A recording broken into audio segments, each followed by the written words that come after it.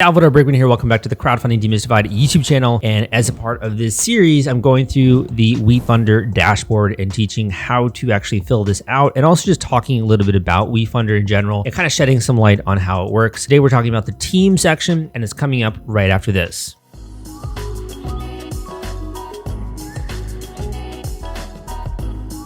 Okay, so let's get into the team section. When you create your WeFunder profile here as a company, you then have to start to fill out some information. So first of all, you would have the title of the particular team member. So we'll just say like CEO of blah, blah, blah, blah, right? Then some of the most impressive accomplishments. I'd recommend thinking a little bit about what is it that you've accomplished that another person would find to be super credible, like instantly. For example, when I tell you like I've written 10 books over the last 8 years, like a lot of people are like, wow, that's a lot of writing. Like that's a lot of education. And almost always I find like a little bit increases my credibility in the eyes of people that are just meeting me, right? So you might want to think about some of the accomplishments. Did you exit a company before? Have you built a company into a market leader? Have you invented any kind of intellectual property such as patents, trademarks that are noteworthy in some kind of a way? Have you partnered with other people in the past in order to bring new innovations into the marketplace? Have you hit massive sales quotas? Like think a little bit about your accolades. What have you really achieved in your career, in your life, and also as it relates to the company? If you've been running the company for a while now, maybe you have a couple of milestones, right, that you want to share there. That's going to make it more likely for you to have instant credibility. You can also, and I do recommend doing this,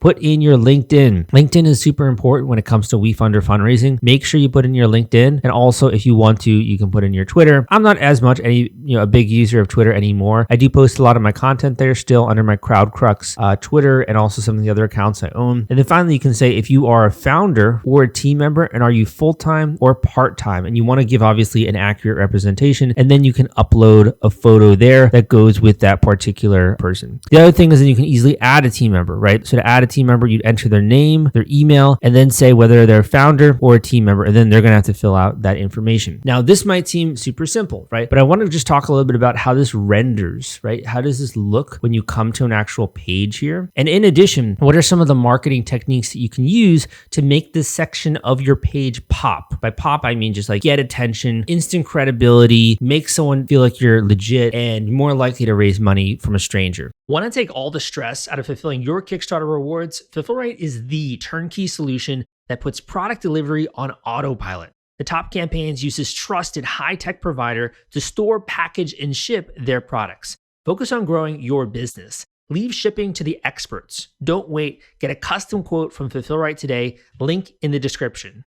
Right. So first of all, I love the new interface with WeFunder. It looks very clean here. One of the cool things that you'll see is right here, some of the major accomplishments. So they devoted the last 5 years, right, to solving the first and last mile transportation problem. They're a serial entrepreneur who built a multi-million-dollar retail business that he later sold. This person helped Spin Scooters expand into 60 plus markets. This is an MBA in finance from Wharton, right? And he ran financials for a health company with over 9 billion in revenue. So just reading about, like, if I was just to see these people's photos, I'd be like, okay, this is super boring, man. It's like just a bunch of other company people, corporation people. But when I actually look down and I look at the team, all of a sudden I start to become impressed. Like I'm no longer just thinking about like, who are these people? I'm like, wow, this guy has 20 years experience in the technology sector. This person increased website conversions at a 220% growth in sales. Like this person's a private equity investor and he's already an advisor. This is a good team. Like it seems like a good team, obviously. I don't know because I'm not within the company, but it gives that communication of like, there are a bunch of people here who are professional and they all have different roles. So like a lot of the C-suite roles for the company here are listed like COO, CMO, CTO, right? VP of operations, etc. So I would say one just big takeaway here is if you can try to get as much of the team involved, even if they're part-time people or advisors, get them involved in the campaign, because the more that people see you have a team, the more likely they are to trust you and to believe that you know your stuff and that you're not just like poking around trying to start a new idea, right? The other thing is the images and the photography. Like this looks really great in my opinion.